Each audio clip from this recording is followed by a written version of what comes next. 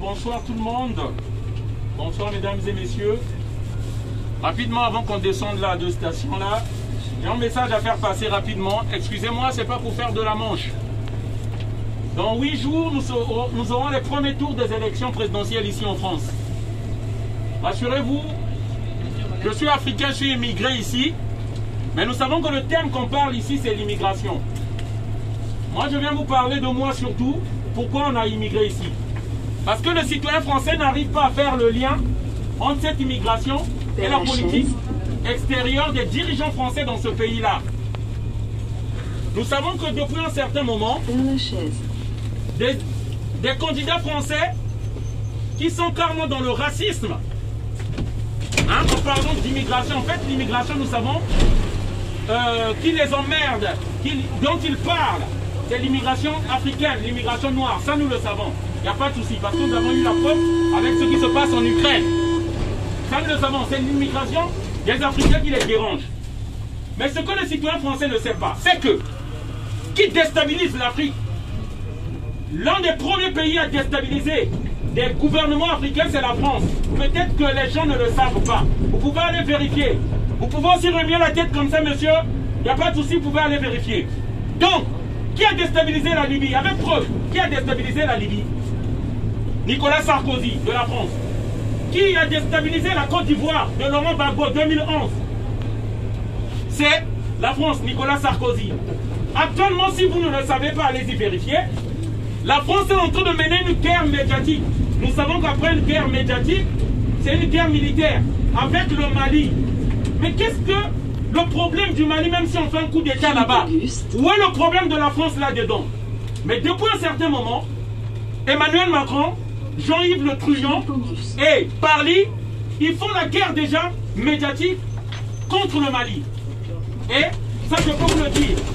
Si le Mali n'était pas soutenu par la Russie, je peux vous dire, il y a longtemps qu'ils auront déjà organisé un coup d'État là-bas. 1997, au Congo-Brazzaville. Qui a organisé le coup d'État au Congo-Brazzaville?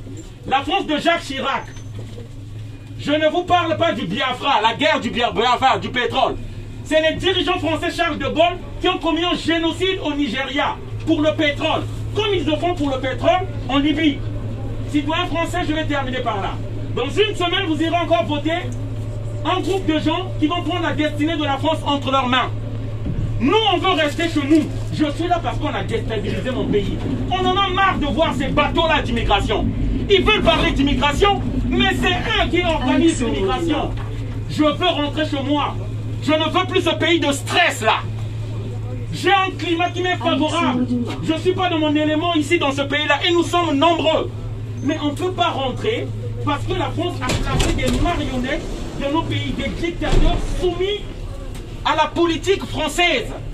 Et vous ne pouvez pas contester, tous les opposants sont mis en prison. Je demande au peuple français, aux citoyens français de vérifier ce que je dis là. Il est temps de vous occuper de la politique extérieure de vos dirigeants. Sans scandale en Afrique, on tue les gens. Moi qui vous parle là, j'ai un CDI, si je travaille, je pouvais rester chez moi. Après 13 ans en France, je veux rentrer chez moi. Mais je ne peux pas rentrer parce que l'Afrique est déstabilisée. Et l'un des premiers pays qui déstabilise l'Afrique, c'est la France. Imaginez-vous le marché de cacao. 91 milliards. Il n'y a pas de cacao ici. Le cacao, c'est la Côte d'Ivoire. C'est le Ghana. Ces deux pays, ils prennent 60% de la production du cacao. Mais comment expliquer que le chocolat, on le fait en Suisse et en Belgique? Comment? Comment voulez-vous qu'on s'en sorte? L'Afrique n'est pas pauvre, elle est appauvrie par ses minéraux, son pétrole et tout. Et c'est ça que nous voulons, qu'on respecte l'Afrique afin que nous rentrons chez nous. Voilà le message que je voulais faire passer. Bonne journée à tous. Merci. Nous avons perdu le soutien des Maliens. Mais attention à ne pas confondre les choses. Le peuple malien n'est pas anti-français. Il est anti-politique actuelle de la France et des décennies précédentes. Cette nuance est fondamentale pour porter avec justesse les futures actions diplomatiques françaises envers les autorités maliennes. C'est pourquoi, Monsieur le Premier ministre, il est impératif que vous preniez enfin la mesure du drame que la France a créé là-bas. Le redéploiement des troupes françaises dans les États voisins du Mali est une nouvelle preuve de votre incompréhension totale du terrain. Changez de logiciel. Arrêtez d'écouter les multinationales françaises qui veulent maintenir leur domination économique dans cette région. Arrêtez d'écouter les va-t-en-guerre qui pensent que la violence ne se combat qu'avec des armes. Essayez plutôt de comprendre les peuples et leur dynamique propre. Eux seuls doivent être écoutés. Nos propositions émanent du vécu des gens et des revendications des peuples. Nous les avons construites avec eux et nous vous les relayons ici. De plus en plus de voix en France les accompagnent. En les écoutant, peut-être que la dignité de la France en Afrique aurait été sauvée depuis longtemps. En tout cas, nous pensons que oui. Après la mort d'Idriss Déby au Tchad, vous êtes-vous empressé d'adouber son fils lors d'un coup d'État constitutionnel? Pourquoi le coup d'État en Guinée qui a remplacé le président Alpha Condé par un ancien soldat de la Légion étrangère française, le lieutenant-colonel Doumbaya, n'a été condamné que du bout des lèvres par la France? Sans parler du troisième mandat inconstitutionnel d'Alassane Ouattara en Côte d'Ivoire, votre complice de toujours. Pourquoi seul le coup d'État au Mali a été sanctionné par la CEDEAO? Ce blocus ajoute de l'huile sur le feu et ne fait souffrir que la population.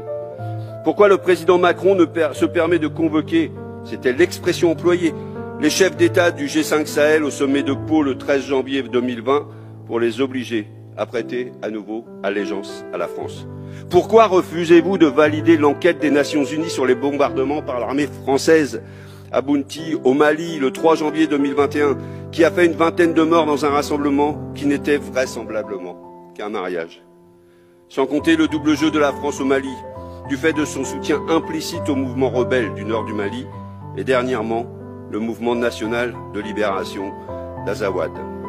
Du fait également de la promotion acharnée de l'accord d'Alger rédigé sans le peuple malien, qui ne correspond en rien à ses aspirations et qui menace l'intégrité territoriale du Mali.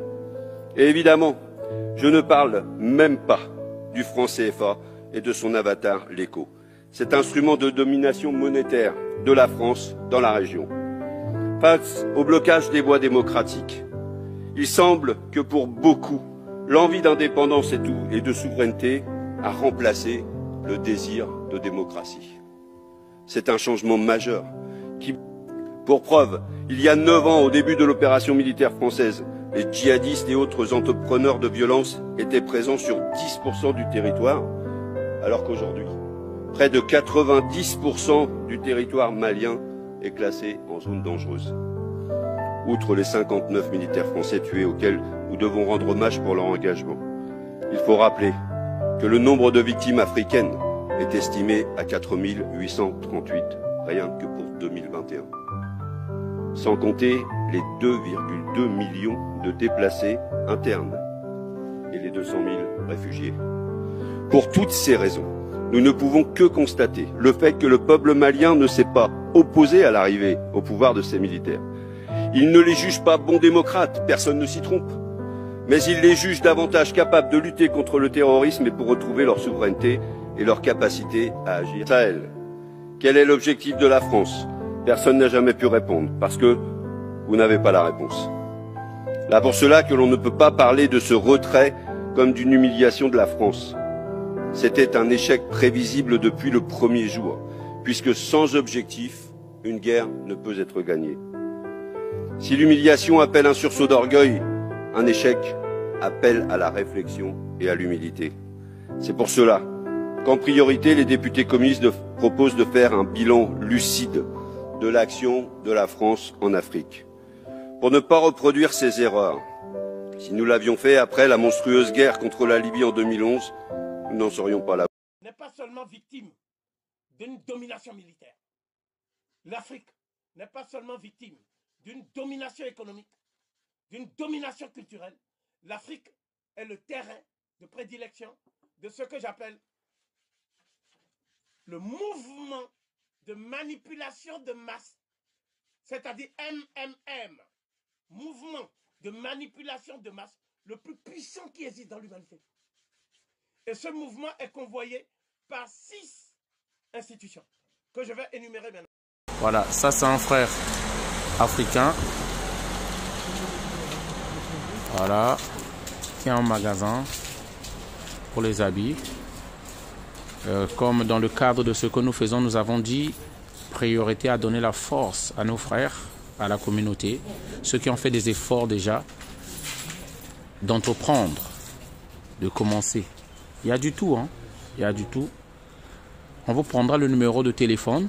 Hein? Lorsque vous arrivez droit directement. Il n'est plus question de dépenser notre argent chez n'importe qui. Non, non, non, non, non. Les mêmes que nous rendons riches, c'est ceux-là encore qui nous méprisent. Voilà.